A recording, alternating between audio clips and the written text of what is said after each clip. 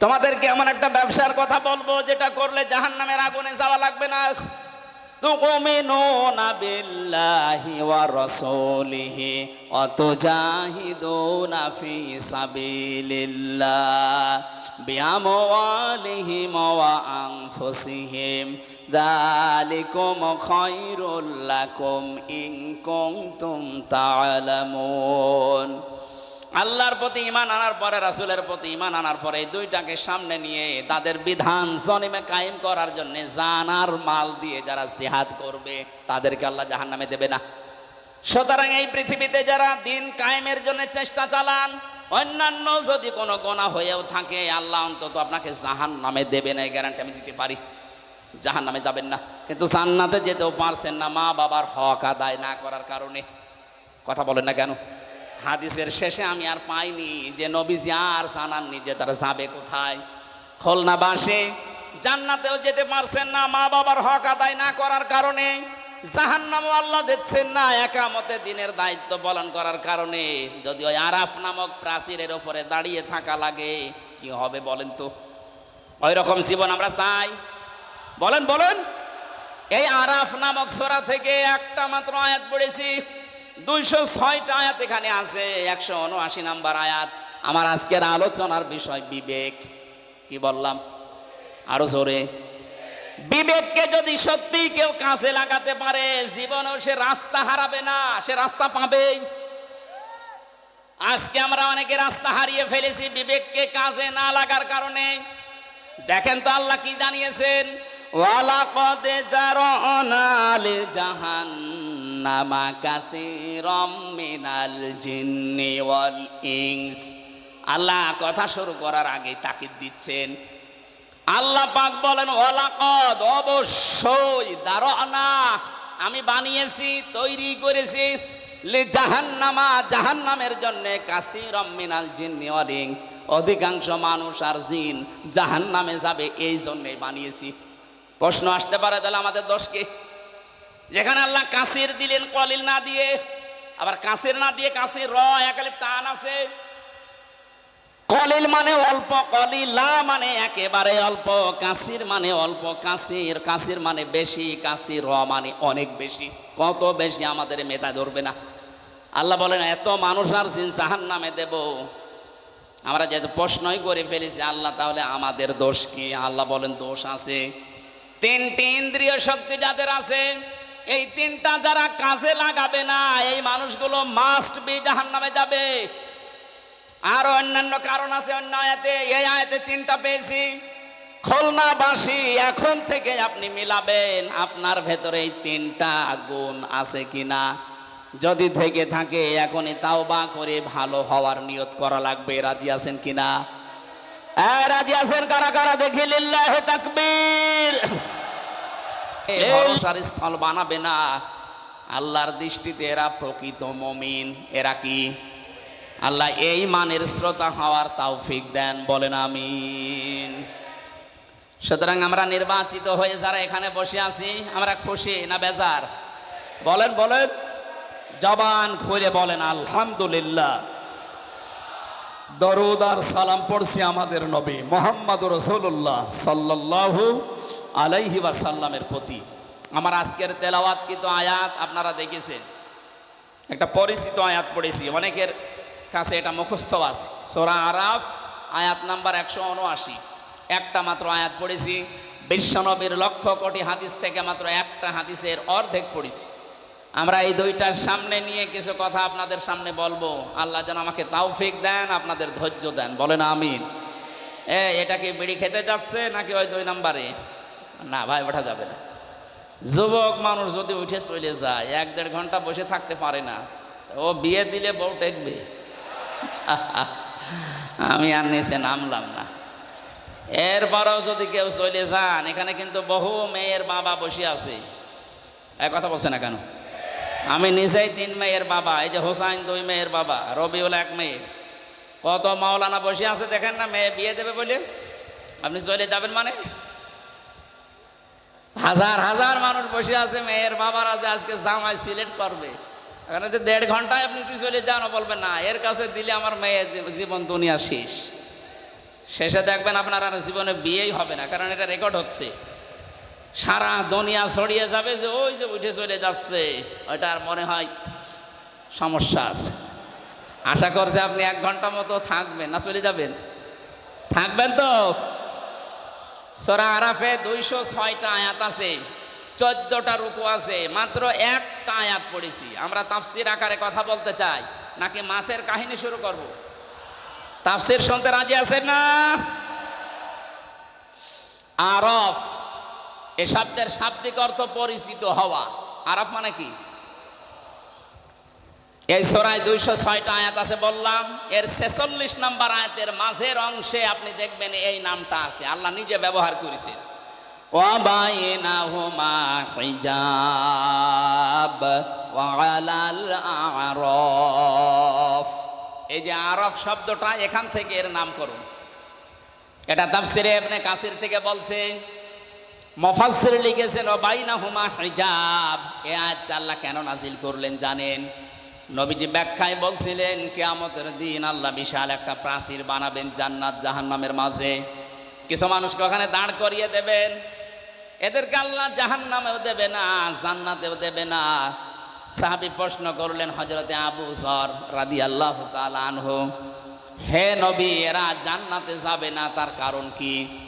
বিশ্ব নবী জানিয়েছেন এরা জান্নাতে যাবে না এই কারণে মানুষগুলোর সব কাজ দুনিয়ায় ভালো ছিল, শুধু মা বাবার সাথে খারাপ আচরণ করত। এরকম আল্লাহর ওলি এখানে বসে নেই। এই কথা বলুন, আপনার পায়ে ধরে বলছি, আপনি এখনই শুধরান, এখনই থামেন। তামাম দুনিয়া ভর্তি নেকি নিয়ে আপনি হাসির হবেন কিয়ামতে, কিন্তু মা বাবার মনে যদি বৈধ কোনো কারণে কষ্ট দিয়ে থাকেন, আপনি লিখে নিতে পারেন, জান্নাত পাবেন না।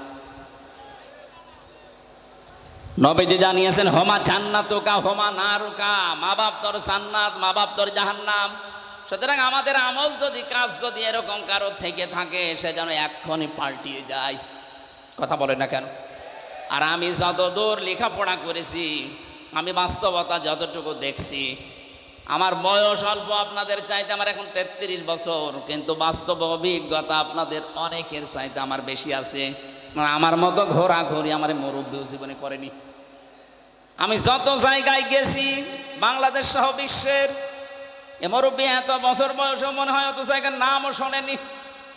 আমরা রাতের বেলা চলাফেরা করা মানুষ, রাতের বেলা আমরা দেখি 3টা জিনিস বেশি দেখা যায় রাস্তায়, একটা বক্তা, একটা কুত্তা আর একটা পুলিশ। এখন পুলিশ একটু কম পাওয়া যাচ্ছে, কিন্তু বক্তা আর কুত্তা পাওয়া যাচ্ছে রাস্তায়। রাত যত বেশি হয় রাস্তায় পাওয়া যায় হয় কুকুর নাই বক্তা। কথা বলছে না কেন? পুলিশের নাম বললে ওরা আবার রাগ করে, হুজুর আপনি কুকুরের সাথে তুলনা দিলেন। আরে ভাই, সে নামে তো আমিও আছি, আমি বক্তার নাম বলিনি। রাতের বেলা তো দেখা এদের সাথেই হয়, তাছাড়া অন্য কেউ তো আর রাত জেগে থাকে না, তারা তো ঘুমিয়ে থাকে। এই জন্য বাস্তব অভিজ্ঞতায় আমি বলছি, এই দেশের বহু সংসারে আজ সন্তান জাহান্নামী হয়ে ওই আরাফ নামক প্রাচীরে দাঁড় করা অবস্থায় থাকবে এই দেশে তার বউর কারণে। অধিকাংশ বউগুলো তার আচরণের কারণে সন্তান বাধ্য হয় মা বাবার সাথে খারাপ ব্যবহার করতে। বলেন, তিরমিজি শরীফের হাদিস বলছি, হাজারো মেয়ে লোক বসে আছে, মহিলা প্যান্ডেলের এরকম 4টা বানিয়েছে এরা, আপনাদের চাইতে 4 ডবল মহিলা বসে আছে। সম্মানিতা মা বোনেরা, আপনি যদি মনে করেন যে আমি জান্নাতের গ্যারান্টি দুনিয়া থেকে নিয়ে যেতে চাই, আমি জান্নাতি হতে চাই, জান্নাতের 8টা দরজায় যেন আমার জন্য খোলা থাকে, তাহলে দুনিয়ায় 5টা কাজ মাস্ট বি আপনাকে করাই লাগবে। 1 নম্বরে নবীজি বলেন, ইদা নাজারা ইলাইহা সাররাতুহু, যখন কোন স্বামী তার স্ত্রীর দিকে তাকাবে সে যেন স্বামীকে খুশি করে। নবীজির এই হাদিস আজ বাংলাদেশের 100টার প্রায় 98টা মহিলা মানে না। এক কথা বলেন না কেন? সারাদিনের পরিশ্রান্ত শরীর নিয়ে বাড়িতে আসবে, আল্লাহর কোরআনের ঘোষণা ছিল, আমিন আয়াতিহি আন খালাকালাকুম মিন আজওয়াজিকুম লিতাসকুনু ইলাইহা ওয়া জাআলা বাইনাকুম মাওয়াদ্দাতা ওয়া রাহমা। ইন্না ফি যালিকা লাআয়াতিল লিকাউমিন ইয়াতাফাক্কারুন। সূরা রোমের 21 নম্বর আয়াতে আছে। এটা 21 নম্বর পারার 5 নম্বর পৃষ্ঠা 7 নম্বর লাইনে পাবেন। তাফসিরে ফি জিলালিল কোরআনে আছে। রব্বুল আলামিন বলেন, আমার যত নিদর্শন দুনিয়াতে আছে এর ভেতরে অন্যতম নিদর্শন এই, আমি তোমাদের থেকে তোমাদের জোড়া বানিয়েছি স্ত্রীদেরকে, যেন তোমরা স্বস্তি শান্তি স্বস্তি এবং নিরাপত্তা সেখানে খুঁজে পাও। তো বাস্তবে আমরা হাজারো স্বামী আজ স্ত্রীর কাছে এই রেসপন্স, এই সম্মান এগুলো না পাওয়ার কারণে বাধ্য হয়ে অন্য জায়গায় লাইন করি। অবশ্য ঠিক, খুলনার মানুষ তো বদনাম করে ফেলবে দেখছি। সম্মানিত মা বোনেরা, আপনার স্বামী এখানে বসে আছে, এই ক্যামেরা ওইদিকে মারো তো, যেটা ঠিক বললো, দেখেন ওর স্ত্রী কি বলে। আজকে আপনার ভাত বন্ধ হয়ে যাবে। আমার দিকে ঘোরানো আছে, আমরা কয়েকজন ঝামেলায় আছি, আপনাদের অসুবিধা নেই না। যখন বলেই ফেলেছেন মুখ ফুটে, আমার মনে হয় এরকম কিছু হচ্ছে। স্ত্রীর পক্ষ থেকে এই রেসপন্স, এই আগ্রহ, এই ভালোবাসা, মায়া মহাব্বত না পাওয়ার কারণে আজ পরকীয়া প্রেম দিন দিন বেড়ে যাচ্ছে। এজন্য স্বামী যখন বাইরে থেকে আসবে, আপনি যদি জান্নাতি মহিলা হতে চান, প্রথম নম্বরে আপনার কাজ হবে তাকে আনন্দ দেওয়া। সাররাতহু ইদা নাজারা ইলাইহা সাররাতহু, তাকে আনন্দ দেওয়া। সে সেভাবেই হোক, সাজগোজ করে হোক, কথাবার্তা দিয়ে হোক, আবেগ অনুভূতি দিয়ে হোক, দরকার হয় কাঁতুকুতু দেবেন। কি অসুবিধা? কোনো অসুবিধা নেই। স্বামীকে যদি কাঁতুকুতু দেওয়া লাগে তাও দেবেন, ও যেন অন্তত হাসে। 2 নম্বরে ইদা গাবা আনহা হাফিজাতুহু, যখন আপনার স্বামী বাইরে থাকবে ওই সময়টা নিজের শরীর, নিজের সম্ভ্রম, ইজ্জত আপনি হেফাজত করে রাখবেন। দুঃখজনক হলেও সত্য যে এখন বিভিন্ন নেতারা ধরা পড়ছে, এদের নাকি রাতের বেলা ঘুম পাড়ানোর জন্য আলাদা মানুষ লাগতো। বলেন নাউজুবিল্লাহ। যারা এসে এদেরকে ঘুম পাড়াতো এরা কারো না কারো বউ। এই কথা বলেন না কেন? আমি নাম ধরি না সহজে, যা দেখতে পাচ্ছি বাধ্য হওয়া লাগছে এদের চরিত্রের বর্ণনা দিতে। এটা মানুষের চরিত্র বলে। নবীজি 3 প্রকার মানুষকে সবচাইতে বেশি লানত দিয়েছেন। তার 1 নম্বরে যারা বুড়ো জেনাখোর। আরে 15.5 বছরে আমার মনে হয় বুড়ো জেনাখোর বেড়ে গিয়েছিল। 75, 80, 85 বছর বয়স, শরীর চলে না, বাকিটা বললাম না। কথা বলেন না কেন? এখন বের হচ্ছে না। তারা সম্মানিত মানুষের জন্য তাদের নাম নিলাম না। কি চরিত্র আপনার! চেহারা দেখলে কাকের মতো মনে হয়, অথচ মুখের জেনা, হাতের জেনা, কলবের জেনার বাকি জেনা আমি নাই বললাম। এগুলো সব এখন বের হচ্ছে। কথা বলেন না কেন? যারা আপনাকে ঘুম পাড়িয়ে রাত 12টা, রাত 2টায় বাড়ি যেত, এরা কারো না কারো বউ। বলেন না কেন? এরা কোনোদিন জান্নাত পাবে? ইদা গাবা আনহা হাফিজাতুহু, স্বামী যখন থাকবে না নিজেকে আপনি পরিশুদ্ধ করে রাখবেন। এটা জান্নাতি মহিলাদের নিদর্শন। এটা হাজারো মেয়ে লোকের ভেতরে পাওয়া যায় না। স্বামী বাইরে গেলেই উল্টা পাল্টা মোবাইল নাম্বারে কল দিয়ে এমন এমন কথা বলে, সংসার ভেঙে যেতে শেষে বাধ্য হয়। কথা বলে না কেন ভাই? 3 নম্বরে বিশ্ব নবী জানিয়েছেন, ওয়া তুইনু আলা দীনি যাওজাতিহা, তোমার স্বামী যখন বাইরে দিনের কাজ করবে, এই মহিলা নেককার হলে তাকে সাহায্য করবে। আমার মনে হয় যতটুকু আমি দেখেছি, একামতে দিন যারা এদেশে কায়েম করতে চায় তাদের স্ত্রীগুলো অন্তত এটা একটু মেনে চলছে।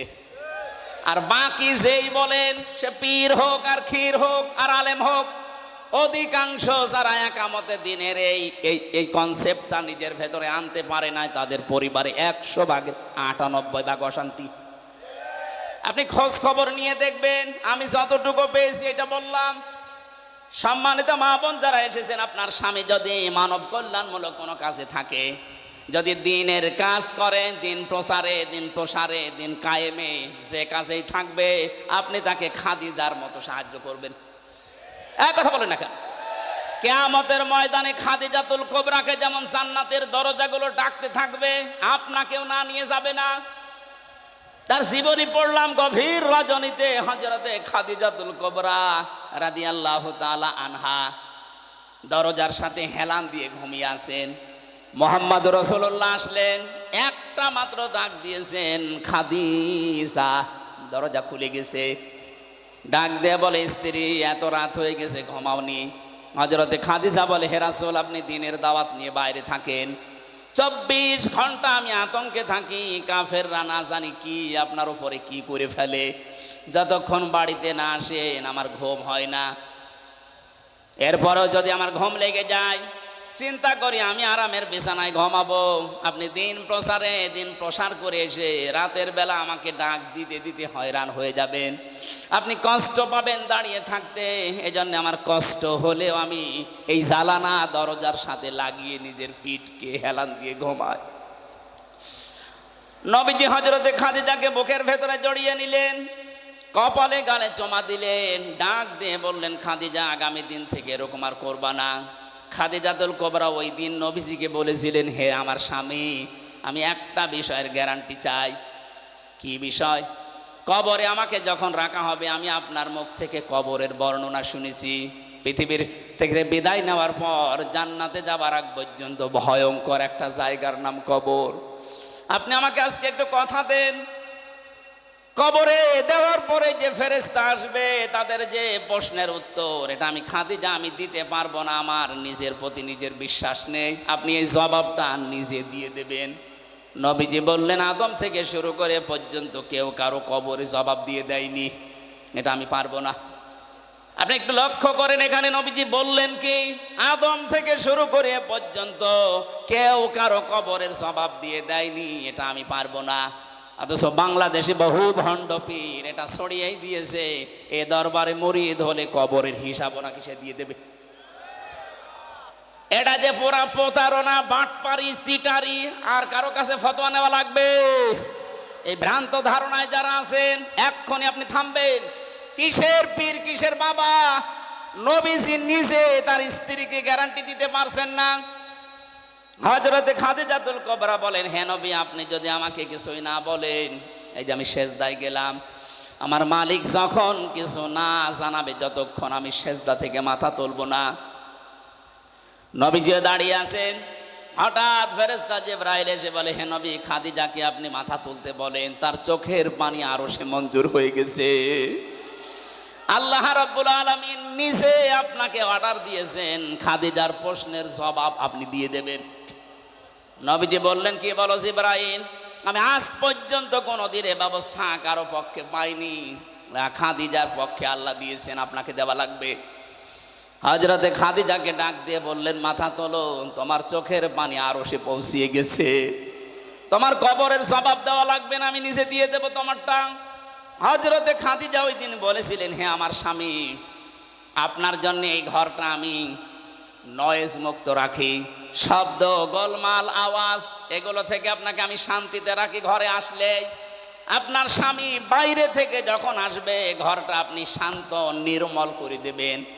খাদিজাতুল কুবরা এই কাজ করার কারণে তার জন্য আল্লাহ একটা জান্নাত ঘর বানিয়ে রেখেছেন। আপনি যদি আপনার স্বামী যখন বাইরে থাকবে কর্মজীবনে, দিনের কাজে, মানবতার কাজে, ভেতরে আসার সঙ্গে সঙ্গে যেন একটা স্বচ্ছ, নির্মল, শান্ত একটা ঘর উপহার পায়, আপনাকেও খাদিজার মতো আল্লাহ একটা ঘর জান্নাতে বানিয়ে দেবেন। খাদিজা ওই দিন বলেছিলেন, হে রাসূল, আমি আপনার কাছে জানতে চাই, আপনার যে জুব্বা মোবারক আছে এইটা দিয়ে আমার কাফন বানাবেন। ঠিক আছে, এটা তো আমার আন্ডারে, আমি দিয়ে দিলাম। 2 নম্বরে আপনি আমার কবরের ভেতরে একটু গড়াগড়ি করবেন, কারণ আমি জানি আপনার শরীর যেখানে লাগবে ওখানে জাহান্নামের আগুন পৌঁছাবে না। বিশ্বনবী তার ইন্তেকালের পরে 3 দিন পরে দেখা যাচ্ছে খাদিজার ইন্তেকাল হয়ে গেল। মুহাম্মদ রাসূলুল্লাহ নিজে তার জুব্বা মোবারক দিয়ে কাফন বানিয়ে দিলেন, কবরের ভেতরে নিজে একটু গড়াগড়ি দিলেন, নিজের হাতে খাদিজাকে কবরে শায়িত করার পরে উপরে মাটি দিয়ে সাহাবা একরাম বলে, হুজুর আপনি যাবেন না? নবীজি বলেন, সাহাবীরা তোমরা চলে যাও, খাদিজার সাথে আমার কিছু কথা দেওয়া আছে। কিছুক্ষণ ফেরেশতা এসে বলে, মার রব্বুকা ওয়া মান নাবিয়্যুকা ওয়া মা দীনুকা, ওপর থেকে মুহাম্মদুর রাসূলুল্লাহ ডাক দিয়ে বলছে, ফেরেশতারা থামো, খাদিজাকে প্রশ্ন করার দরকার নেই। খাদিজার আল্লাহ আমার ওই আল্লাহ, খাদিজার ধর্ম আমার ওই ধর্ম, আর খাদিজার নবী আমি নবী, নিজেই বলছি মুহাম্মদুর রাসূলুল্লাহ। খুলনাবাসী, আমি আগেই বলেছি এটা আমার বিভাগ। বাংলাদেশে 8টা বিভাগের চাইতে বিভাগের মানুষকে এমনিতে একটু মানুষ হিসাবে ভালোবাসি বেশি। এ বিভাগের নারী পুরুষ আমার কাছে সবচাইতে বেশি আপন। বড় আশা নিয়ে, বড় ভরসা নিয়ে বলছি, আপনি দেখতে পাচ্ছি আপনি জাহান্নামী হয়ে যাচ্ছেন। অতঈনু আলা দীনি যাওজাতিহা, 3 নম্বরে নবীজি বললেন ওই মহিলাকে আল্লাহ জান্নাতে পৌঁছিয়ে দেবে যেই মহিলা তার স্বামীকে দিনের পথে চলার জন্য, দিন কায়েমের জন্য সাহায্য করে, উৎসাহ দেয়। অথচ এরকম মহিলা এখন পাওয়া যাচ্ছে না। কথা বলেন ঠিক কিনা?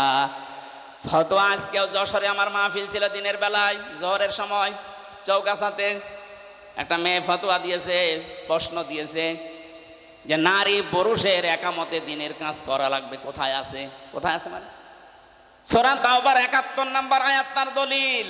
নারী হোক আর পুরুষ হোক, যে যেই স্থানে আছে ওখান থেকে একামতে দিনের কাজ করা নামাজ রোজার মতোই ফরজ, বরং তার চাইতেও বড় ফরজ। একামতে দিন কায়েম করতে গিয়ে নবীজি নামাজ ছেড়ে দিয়েছিলেন 4 ওয়াক্ত, রোজা ছেড়ে দিয়েছিলেন বদরের 17 রমজান। এক কথা বলছেন না কেন? দিন কায়েমের জন্য নবীজি যদি নামাজ ছেড়ে দিতে পারেন, কাজা করতে পারেন, রোজা ছেড়ে দিতে পারেন, তাহলে নামাজ রোজার চাইতে এটা আপনার জীবনে আরো গুরুত্বপূর্ণ কাজ। এটা শুধু নারীর জন্য পুরুষের জন্য না। ওয়াল মুমিনুনা ওয়াল মুমিনাতু বা'দুহুম আউলিয়াউ বা'দ, এখানে মুমিন নারী মুমিন পুরুষ দুইজনের কথাই আছে। সুতরাং যারা নিজের স্বামীকে ইসলাম কায়েমের জন্য আপনি উদ্বুদ্ধ করবেন, সাহায্য করবেন, ছাড় দেবেন, তাকে সময় দিয়ে দেবেন, আল্লাহ আপনার জান্নাতের 8টা দরজা নিজে খুলে রাখবে। বলেন সুবহানাল্লাহ। 5 না 4 নম্বরে, স্বামী যতক্ষণ বাইরে থাকবে স্বামীর সম্পদ এবং স্বামীর সন্তান আপনি হেফাজত করে রাখবেন। আজ হাজারো মেয়ে লোক স্বামী বাড়ি থাকে না, সন্তানের হাতে মোবাইলটা দিয়ে উনি সারাদিন নিজে সিরিয়াল দেখতেছে। না, এরকম মহিলা আমরা চাই না। আমরা চাই খাদিজাতুল কুবরার মতো, যিনি ফাতেমা তৈরি করবে। কথা বলুন। যিনি উম্মে কুলসুম তৈরি করবে, যিনি রুকাইয়া তৈরি করবে, এরকম মা আমরা ঘরে ঘরে দেখতে চাই। কথা বলেন ঠিক কিনা? 5 নাম্বার, ওই মহিলার জন্য আল্লাহ জান্নাতের দরজা খোলা রাখবেন যেই মহিলা স্বামী যেটা পছন্দ করে ওটা যদি জায়েজ হয় সে নিজে ওইটা পছন্দ করবে। এটা আজ নেই। 100টার 98টা পরিবারে আমরা পাচ্ছি না। স্বামী যেটা পছন্দ করে জায়েজ, অথচ স্ত্রী ওইটা চায় না। আমি 27টা পেয়েছি, তার একটা বলছি। আমি সহ যত স্বামী এখানে বসে আছে প্রত্যেকটা স্বামী পছন্দ করে এবং চায় যে বিয়ের পরে যেন আমার মা বাবা আমার সাথে থাকে। কথা বলে না কেন? কিন্তু 100টার 98টা পরিবারে এটা চায় না। এই মেয়েটা চায় না, শুধু এর দোষ না, এই মেয়েটাকে কান পড়া দেয় ওর মা আর ওর বড় বোন। ওখান থেকে খালি বারবার ফতোয়া দেয়, আর কতদিন থাকবি, তাড়াতাড়ি আলাদা হ। সম্মানিত মা বোনেরা, আপনার মা আপনার বড় বোন যদি আপনাকে জান্নাতে যাওয়ার প্রতিবন্ধকতা সৃষ্টি করে, এরকম মার বাবার কথা মানা। আরো জোরে বলেন। এই যে আরাফ নামক যে প্রাচীরের ওপরে আপনি দাঁড়িয়ে আছেন, এই হাদিসের ব্যাখ্যা বলতে গিয়ে আমি হাদিসটা নিয়ে আসলাম। বিশ্ব নবী জানিয়েছেন ওদেরকে আল্লাহ জান্নাতে দিচ্ছে না কারণ তারা মা বাবার হক আদায় করেনি। 2 নম্বর, নবীজি বললেন ওদেরকে জাহান্নামে আল্লাহ দেবে না। সাহাবী প্রশ্ন করলেন হযরতে আবু যর গেফারী রাদিয়াল্লাহু তাআলা আনহু, হে নবী এদেরকে জান্নাতে দিচ্ছে না বুঝলাম, জাহান্নামে দেবে কেন এখন? বিশ্ব নবী বলেন এই মানুষগুলো দুনিয়ায় আর যাই করুক একামতে দিনকে কায়েম করার জন্য সর্বাত্মক চেষ্টা চালিয়েছে, এই কারণে আল্লাহ তাদেরকে জাহান্নামে দেবে না। এটা শুধু খুলনা না, সারা পৃথিবীতে ছড়িয়ে যাচ্ছে। কত সাংবাদিক দেখছেন না, সবাইকে উদ্দেশ্য করে আমি ঘোষণা দিতে চাই। সূরা সফের 10 নম্বর আয়াতের দলিল, হাল আদুল্লুকুম আলা তিজারাতিন তুনজিকুম মিন আযাবিন আলীম। তোমাদেরকে এমন একটা ব্যবসার কথা বলবো যেটা করলে জাহান্নামের আগুনে যাওয়া লাগবে না।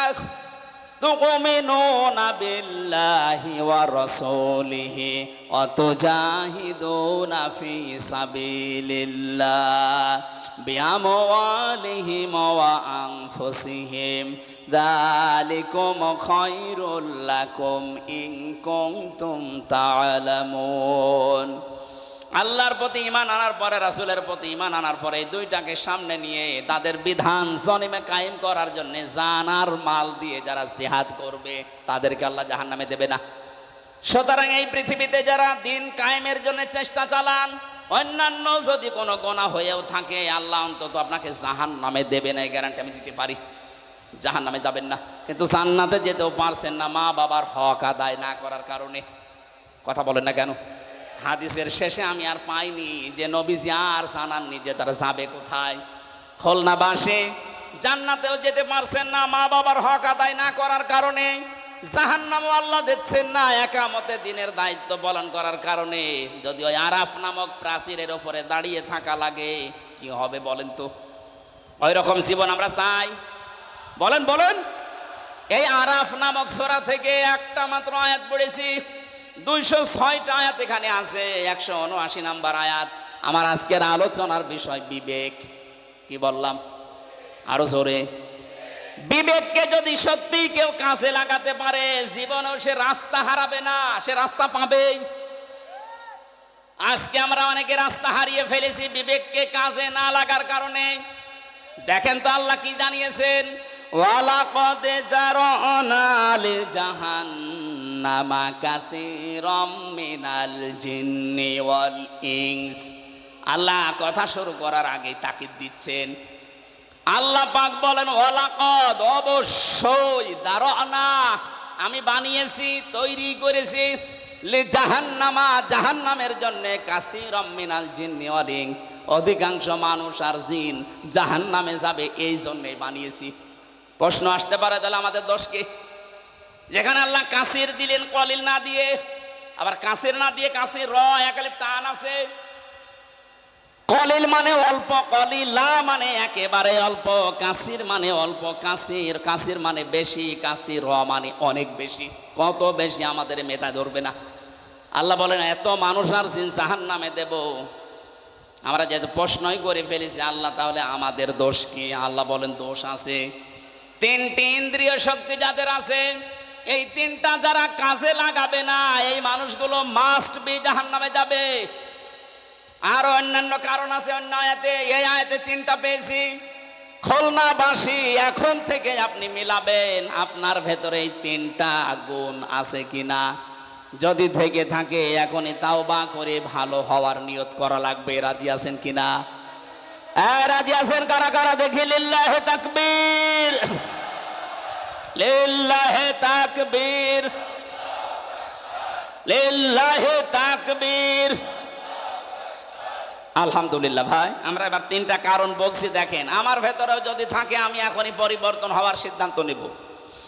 1 নম্বরে লাহুম কুলুবুন লা ইয়াফকাহুনা বিহা, তাদের কলব আছে কিন্তু চিন্তা নেই, উপলব্ধি শক্তি নেই। তাদের যে হৃদয় আল্লাহ দিয়েছেন এই মানুষগুলো চিন্তা ভাবনা করে না হৃদয় দিয়ে। তাদের বিবেক আল্লাহ দিয়েছেন, বিবেকটা কাজে লাগায় না। আমি যে প্রথমেই বললাম মানুষ যদি বিবেক কাজে লাগাতে পারে সে কোনোদিন রাস্তা হারিয়ে ফেলবে না। আজ এই জাতি রাস্তা হারিয়ে ফেলেছে শুধু বিবেকটা কাজে না লাগার কারণে। 2006 সালে এই পৃথিবীর ইতিহাস যারা পাল্টিয়ে দিয়েছে, 28শে অক্টোবরে এ দৃশ্য দেখার পরে তামাম পৃথিবী হতভম্ব হয়ে গেল। এরপরও আমাদের বিবেকটা কাজে লাগলো না। আপনি চিন্তা করতে পারেন একটা জীবিত মানুষকে পিটিয়ে হত্যা করার পরে তার লাশের উপর একটা মানুষ ড্যান্স দেয়, আর তারা এখন মানবতার বলি উড়াচ্ছে।